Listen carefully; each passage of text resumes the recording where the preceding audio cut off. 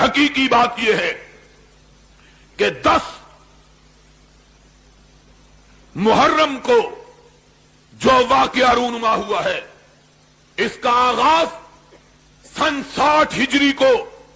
ذی الحجہ کے ابتدائی ایام میں ہوا کہ حضرت حسین رضی اللہ تعالی عنہ کو پتا چلا کہ حضرت امیر معاویہ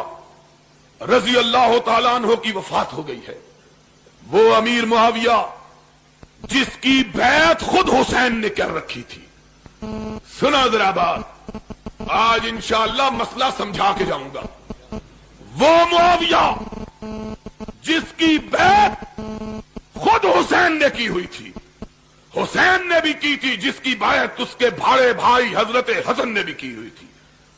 وہ معاویہ فوت ہوئے۔ اور ذاکر، واعظ اور ہمارے ان پڑھ مولوی بھی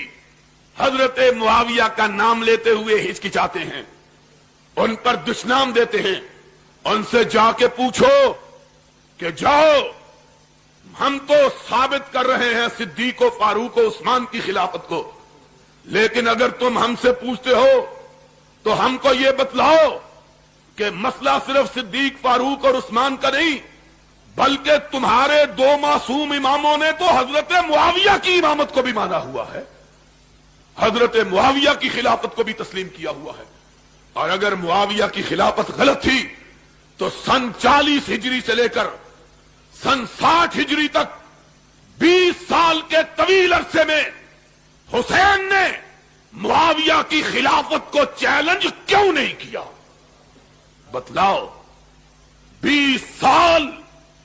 معاویہ کی خلافت کو جناب حسین نے رضی اللہ تعالی عنہما قبول کیے رکھا، ایک لفظ زبان سے نہیں کہا۔ اور حوالہ سنیوں کی کتاب کا نہیں، حوالہ شیعہ کتاب رجال کشی کا، کربلا کے اندر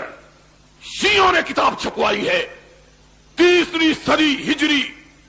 آج سے 1200 سال پہلے کا مصنف ہے۔ اور دوسری کتاب حیات القلوب ملا باقر مجلسی ایرانی کی، جو ایران کے شیعہ پریس نے چھاپی، اس کا حوالہ ہے۔ دونوں کتابوں کے اندر لکھا ہے کہ حضرت حسن رضی اللہ تعالی عنہ نے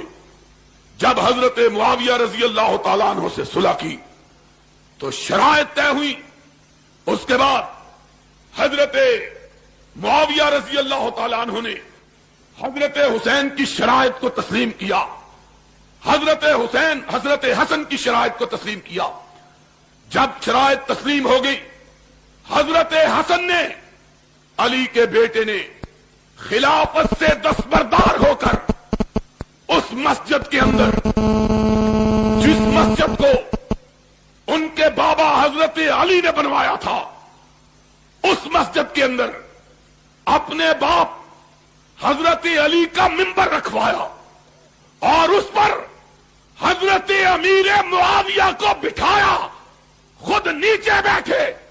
معاویہ کو اوپر بٹھایا، کہا کائنات کے لوگوں سن لو، آج رسول کا نواسا علی کا بیٹا خلافت سے دستبردار ہو کر اپنا خلیفہ امیر معاویہ کو مان رہا ہے۔